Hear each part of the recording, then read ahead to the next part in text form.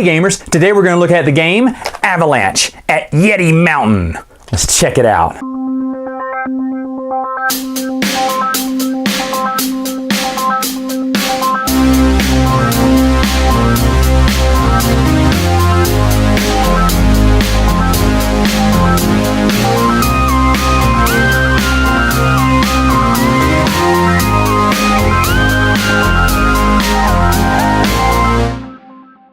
To set up the game, what you're going to do is you're going to shuffle this deck, lay out 12 of these cards to make a little slope for your skiers to go down. You're going to put the little avalanche card right here at the back, set it to 0. Put it right here at the front of the mountain. Each player is going to take one of their little skier meeples of their color and place it up on the top, as they are also going to take the little Yeti token and place him up at the top as well. You're also going to shuffle this deck again, deal out 4 cards to each player.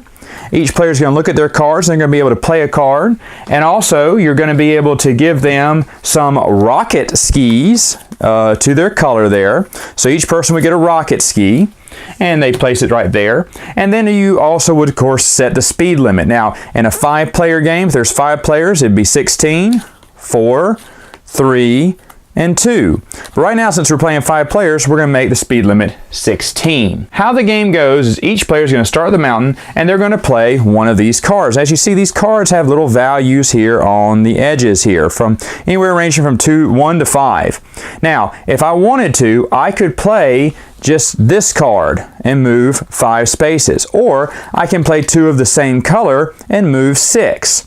Now, when you do that, everyone picks their cards, they put them face down, and then they reveal them. And then you add up the value of everyone's played cards, and if they exceed the speed limit, which is 16 or more, then that means someone is going to crash. When someone crashes, they only move 1 space instead of the spaces that their cards allowed them. Now, in this example, if I played, these 2, that would give me 6. If I was the highest player, then I would crash. If it was a tie, whoever's furthest down the mountain would crash. So let's say blue player, they crashed and they only moved 1 spot. And as you see, there are spots on each one of these cards on how the players can move down the mountains here. Now let's say the other players were able to play their cards and they moved down the mountain like so. And if your character ever lands, like let's say the purple player here, they had a 3, 4, they went 1, 2, 3, 4. Well, they just go to the next available spot down the slope.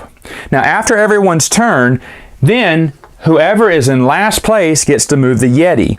The Yeti gets to move as fast as the fastest person on the ski slope. Let's say it was green. Green got to move 6, okay? Well, then the Yeti would move 6. And there are these little Yeti icons here that show you where the Yeti moves. Now, in some examples, they have it where the Yeti crosses the skiers' spots. And there's a little purple impact. If a Yeti crosses through one of those, if they pass over like purple, it wouldn't hurt purple, but it would hurt orange because our paths crossed. If my path crossed with orange, what would happen is his little rocket jump boosters for orange, there it is, it would become inactive for the next round. He couldn't use his rocket jumps. What are rocket jumps?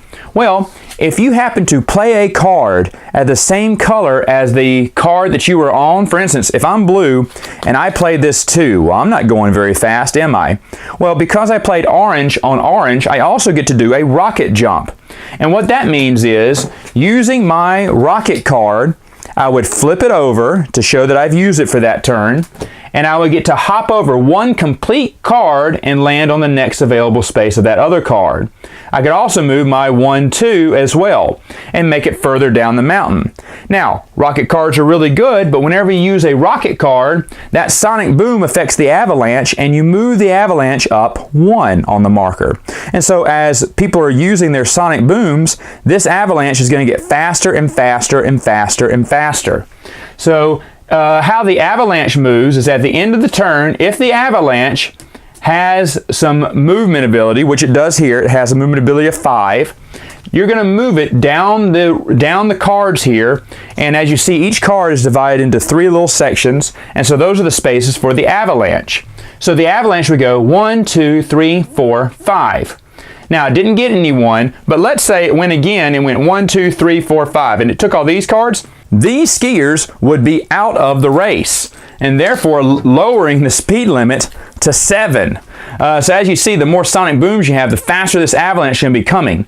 And you're trying to make it down the hill with the Yeti mucking up your jet skis, and with other players trying to, sonic boom jump over you to be the first one to get off the mountain, because the first one who skis at the bottom of the mountain wins. Final thoughts, what do I think about the game? Well, this is a pocket game, easy to play, easy to set up.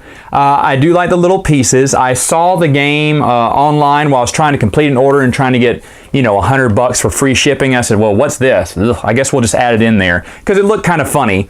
Man, this is a fun game.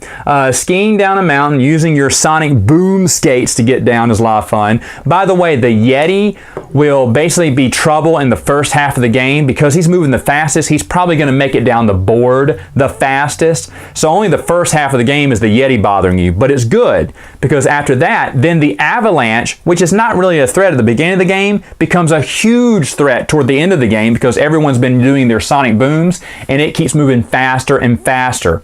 So the game is surprisingly balanced that way, where the Yeti is your problem at first, and then the avalanche becomes your problem in the second half of the game. Perfect. I love that. I love the simplicity of it. It's easy to teach, easy to show off, easy to learn. The one negative thing that I would have about the game is the little card for the avalanche. It needs to be a thicker card stock. It's very weak. It's a flimsy little card that could bend easily. In fact, whenever you're putting it in the stand, it feels like it's going to bend. Sometimes it doesn't hang in there properly. It leans forward. In one game, we had a problem with it. Kept leaning forward and tipping over. So I wish it would have been of heavier card stock. But really, that's the only complaint I have about the game. Other than that, it's a little fun game, and it's probably worth your time. All right, gamers, that's all the time for now. Until next time, game on.